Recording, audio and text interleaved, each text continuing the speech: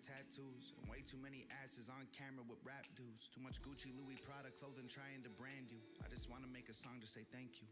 Thank you to the paramedics coming at high speed in an ambulance, trying to get someone to breathe at the scene of an accident.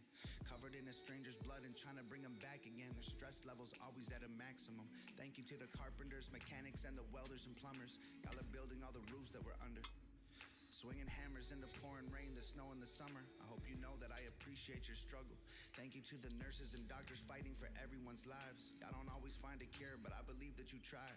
The guilt of seeing someone who you tried to save die, don't let it haunt you. Y'all bought them some time. And thank you to the priests and the pastors and the grocery store clerks. The ones who don't get thanked or paid enough for their work. Probably feel disrespected, and I'm sure that it hurts. But let me tell you, y'all are heroes for sure. I'm gonna have to add Tom McDonald there to my list of people for hashtags. I find his music very inspiring. From his, you could, if you listen to Tom McDonald in his earlier work, and then what he does now, you can definitely see the difference between the two situations there. All right, let's get this started, shall we?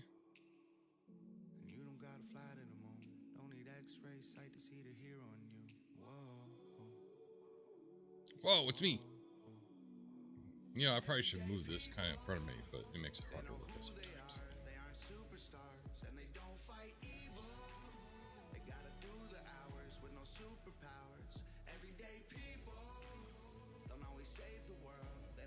Oop, wait.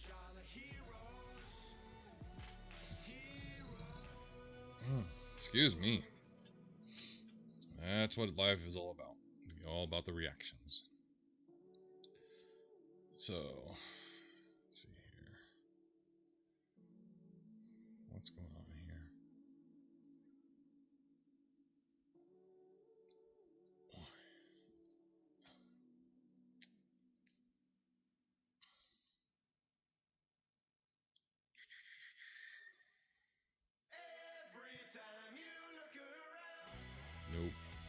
Nope.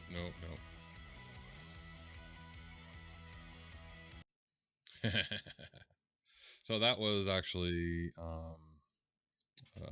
Miracle of Sound. Definitely another good person to recommend listening to.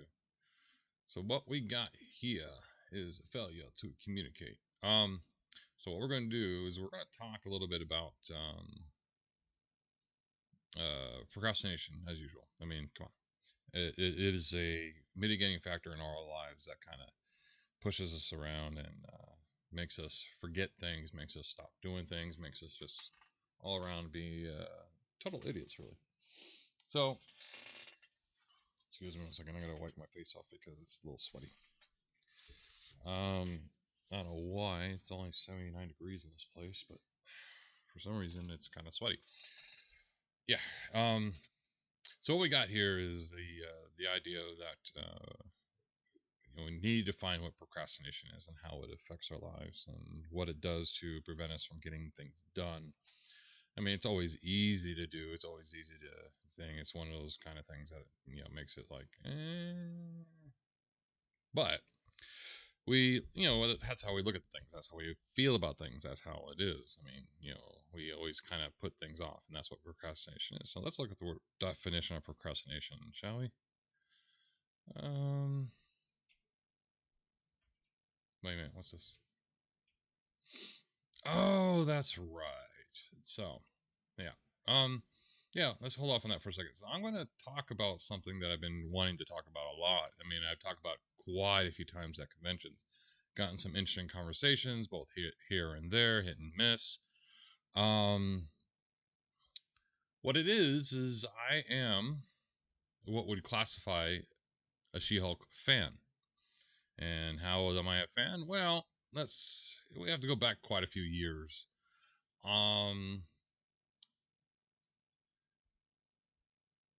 It starts kind of with Star Trek. I kind of got it, as a little kid. I saw Star Trek when I was about 7 and 8, and I got kind of interested in it. It was the episode of the first episode I saw was Space Seed on a reel-to-reel projector in my living room. We didn't have cable at the time, and we only had 3 channels that we could pick up on the rabbit ears, and Star Trek was not on any one of those. And so I got to see the Green Orion women. I didn't know they were slave women, but they're just Green Orion women. And then I saw the trial of Pike, where he went back to the episode. They show the Green Woman there. And I kind of enamored by Green Woman at that point as a little kid. And by the time I was 9, 10 years old, there was a new comic book coming out. Brand new comic book. The Hulk TV. We had just finally got cable. I did get to watch the Hulk TV show when it was on, and in fearing that someone may steal the IP and the name and the character, Stanley and Marvel decided to come up with a new character for Marvel Studios. And that being said, so I can see what's going on over here. That being said, it was She-Hulk. And Savage She-Hulk #1 was just brand new, out of the woodworks and into the public eye at that point. I think I screwed myself up. There we go. So, the introduction of She-Hulk came out. Let me do this real quick here. Just makes it a little easier for me.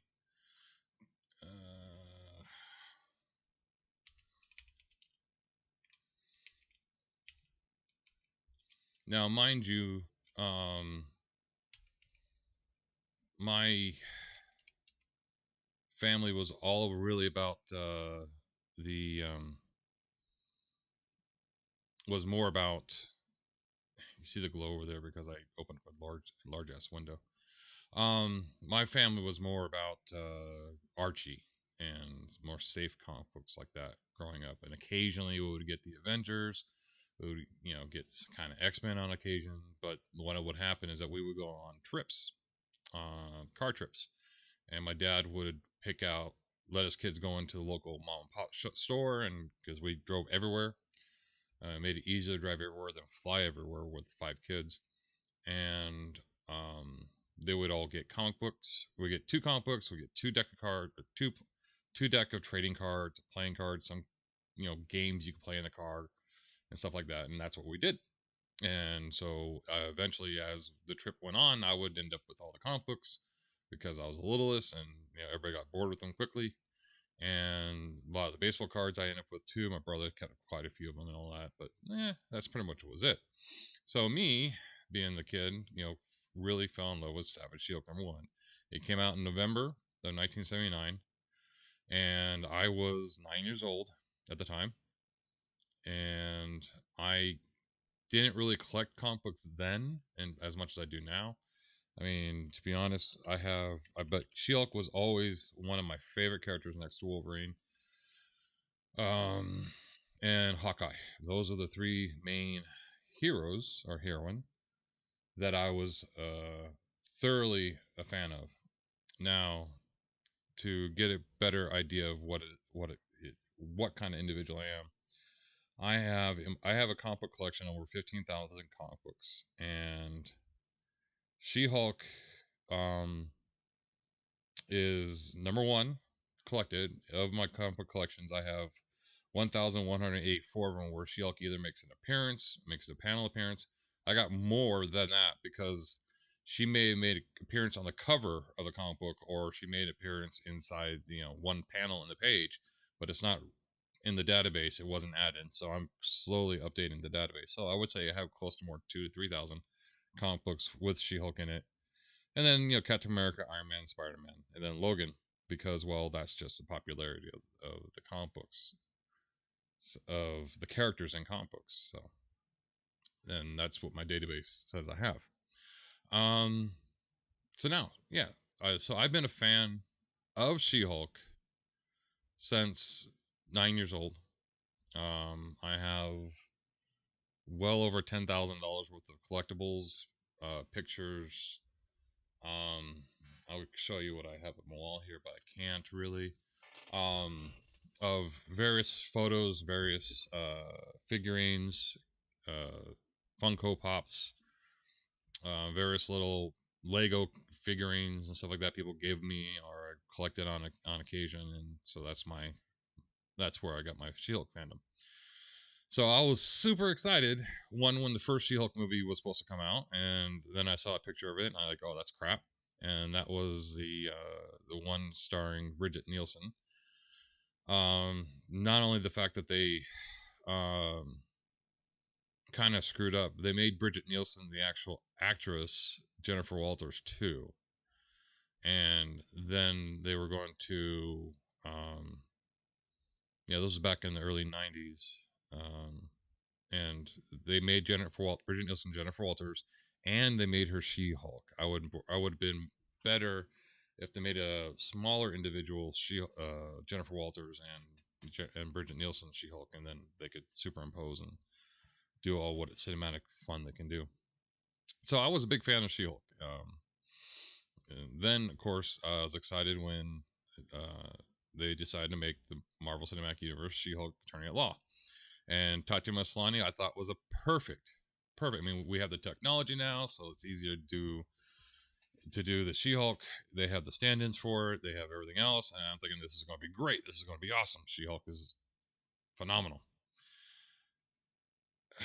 And then I watched it, and you can say I'm not a fan. So what we have here, I have the wiki page of the She-Hulk episodes here, and we're gonna go through these really quickly, because we need to.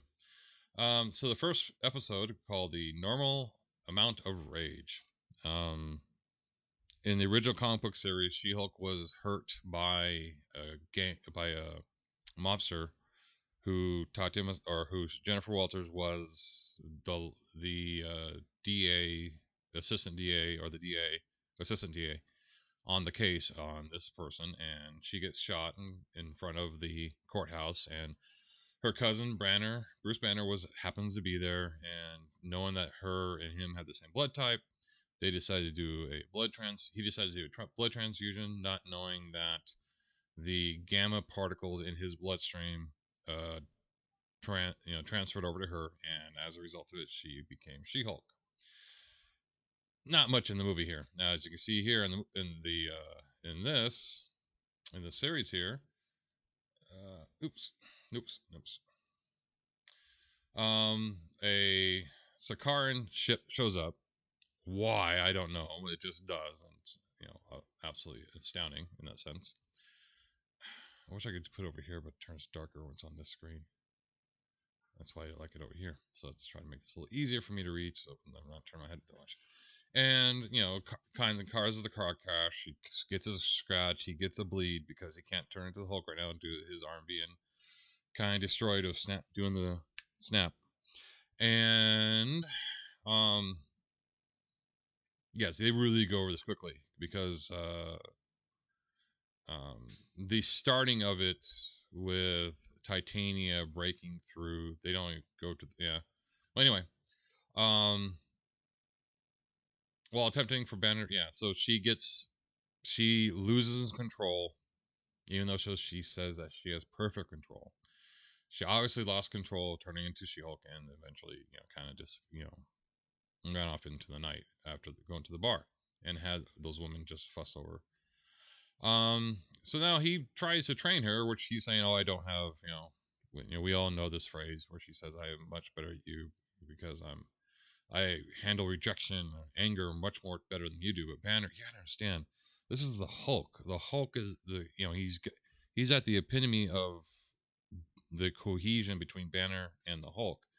The guy tried to commit suicide. He tried to, off himself. He tried to, get himself into isolation, and so as a result of it, he had more anger problems, more anger, the guilt, the anger of guilt, all the power that he had, all the damage that he did, all the heartache he caused while being the Hulk. And so as a result of it, he the to say that she has more control over being the Hulk than he does, but he has over decades of management. And when she gets super angry, she automatically changed to She-Hulk. And then when she calmed herself down, she reverted back. But they don't really explain if that's because she intentionally did it or because she, or because it was all completely by accident. So, and then she tries to, get her life back on as Walters and back into her legal career. And then at the very end of the episode, Titania bursts through the wall and throws the bench at the jury that's sitting there, almost committing murder. It's not attempted murder, even if it was accidental manslaughter. She destroyed federal government property. And next episode, nothing. Just, next episode, pretty much, she gets fired from her law firm because she's the Hulk and they don't want to worry about her. Tanta influences the jury, and that she's, I don't know how they could just, Walter gains a public notoriety after being defeated by Titania and dubbed She-Hulk. After that, she declared mistrial for defense, successfully arguing that the fight with Titania was influenced by that with Titania influenced the jury, and she was fired. I don't understand it. I mean, the writing in the show for the law scenes was just horrible, and even Gao admitted that she did not consult with lawyers, which they have on hand for any scenes. She just wrote it and thought, okay, this looks great, and they shot it. Oh, this looks great. And I have a friend of mine who's a lawyer who was like, "What the crap is this? This is awful. I mean, I don't understand. How did this come about? I mean, it's So yeah, and then she can't find work, and then she was by the opposing counsel who she was fighting against. He decides to get her to become a part of this horrible group that she was actually being against fighting a lawsuit against that company. And now that she's a part of the law firm, she now has a case where she's no longer a DA. She's now just a regular lawyer, and working for a shyster company that she hated in the beginning, but now she's working for them. And now she's hired to represent Emil Blonsky, the Abomination. And it's the writing again was kind of blah. It wasn't there. The Tatiana's acting was good. The acting of the other people in the show was good. They did the best they could with the bad writing. It was not that great. And then, of course, him fighting in the, escaping from prison to fight in a fight club, which appeared in the movie Shang-Chi. Blonsky, People versus Emil Blonsky. This is confronting Blonsky and explains how he was removed from himself and the Sorcerer Supreme Wong. Why? I don't know. Why would Wong do that? Why? I mean, it doesn't make sense. Oh, well, Wong is part of this fight club too. Really? That's the only reason why he's part of... It didn't make sense. The Sorcerer Supreme is using his powers because, of course, he was given up by Doctor Strange, but he's using his power to allow him to join this underground fight club. It didn't make sense. So, all right. So now, Dennis Bukowski is a superhuman law firm case involved his ex-girlfriend, Runa, who is a shape-shifting light elf from Asgard who defrauded him by impersonating Megan Thee Stallion. Really? I mean, that's just horrible writing. And then the worst part of this episode, the Wrecking Crew shows up. Now, why is this the worst part of the episode? So let's see if I can open this link up here. The Wrecking Crew is a four-man criminal organization wielding stolen enhanced Asgardian constructed tools as weapons. This group consists of the Wrecker, Piledriver, Bulldozer, and Thunderbolt. All right, so as we can see here in these pictures, here's the Wrecker, there's Piledriver, and of course we can't see it that well. There's Bulldozer, and there's Thunderbolt. They were hired by Todd Phelps, the Hulk King, to steal samples of Jennifer Walters' DNA from them. Now, mind you, In the TV show, they don't have the Asgardian weapons. They don't look anywhere near the comic book style Wrecking Crew.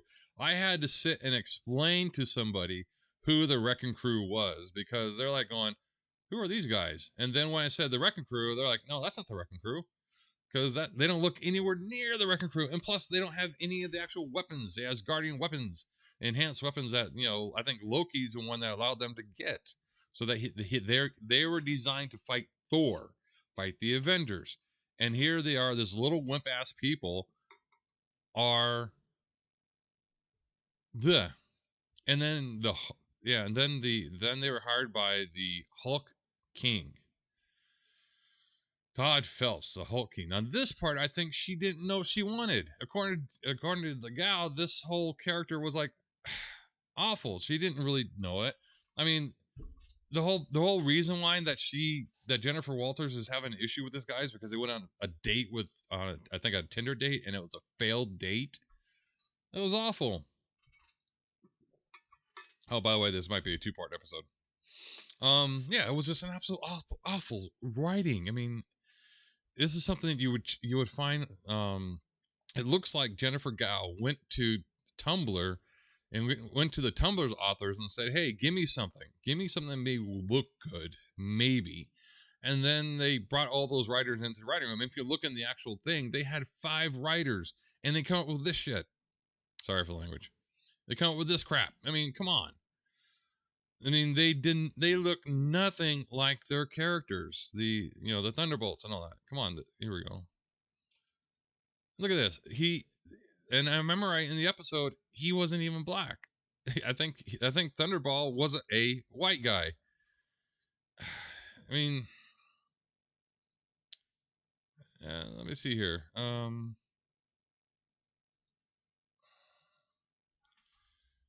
She-Hulk.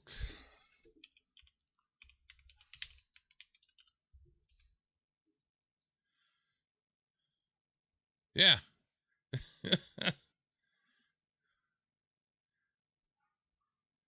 That's him. This is Thunderball. Wasn't even in character. Wasn't even even close. I mean, they argue that they shouldn't be trying to rewrite characters, or that they're whitewashing characters, and Jennifer Gao whitewashed Thunderball. Sorry. So yeah, this was a horrible ending to the episode with the Wrecking Crew showing up. And did they use the Wrecking Crew after that? Get their weapons enhanced? Nope. No, they just threw it all away again.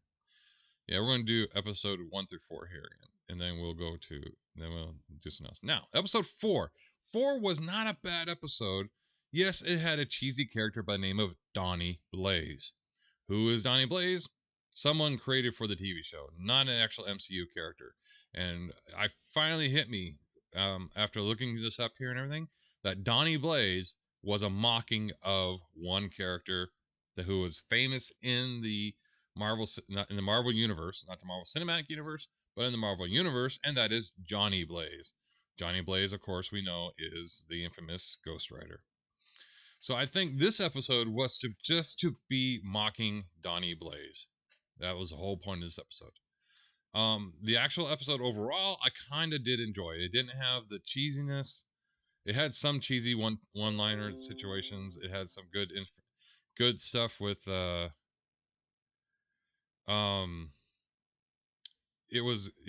had some decent stuff with Wong, in there, and it was pretty nice. And the whole idea of messing around the Mystic stuff was great and all that stuff like that. And then, but yeah, Donnie Blaze, in my opinion, was created for the idea of making fun of Johnny Blaze. Because I don't think she got, because, oh yeah, that's right. Disney at the time didn't own the name Johnny Blaze. It was actually owned by Fox, because I think it's Fox, because that's who the show could be. Yeah, so it was just absolutely kind of horrible in that sense. And then of course, like the episode, Walters learns that Titania has been freed from a filing lawsuit against her. for the trademark of the name She-Hulk. My friend right there is actually talking to me. That's where. Yeah. All right, so that's that. So that's where we go from there.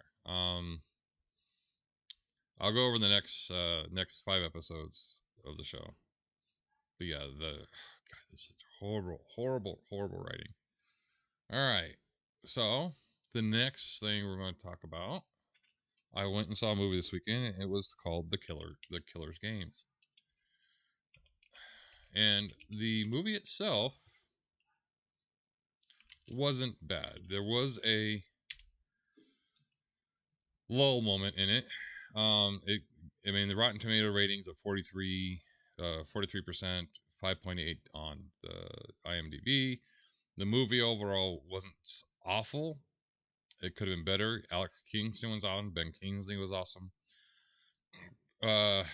Batista being the lead, wasn't too bad. I mean, the action was pretty decent. I love the love interest. It's all because I'm kind of a fan of her. I won't say a fan, admirer of hers. Sophia, I can't remember, get her name down fully. It's just one of those things. Sophia Botella, and I didn't realize that Palm was in there too. There's a lot of people who was in the Guardians of Galaxies in this movie. So it was actually pretty decent overall. I would actually watch it as a matinee show, and I kind of did. I do have the Regal package deal, so I can watch a movie, pay 53 cents total. But yeah,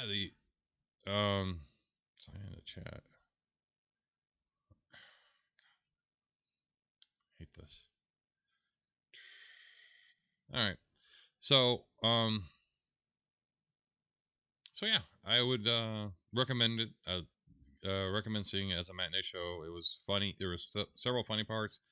There were several what the crap type parts.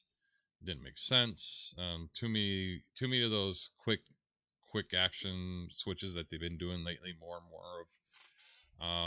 I mean, he's running down the center of a hallway. These 2 people are shooting automatic rifles at him, and they're all missing. And it's not that big of a hallway. But again, overall, it was fun. I kind of enjoyed it. There was some stuff that was a little too long, little too drawn out. But again, overall, decent.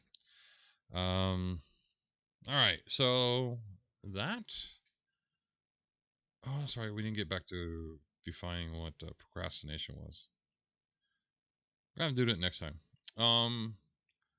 I'll probably be on tomorrow unless I kind of procrastinate it again. So until then, I say this: be well, enjoy, and have fun.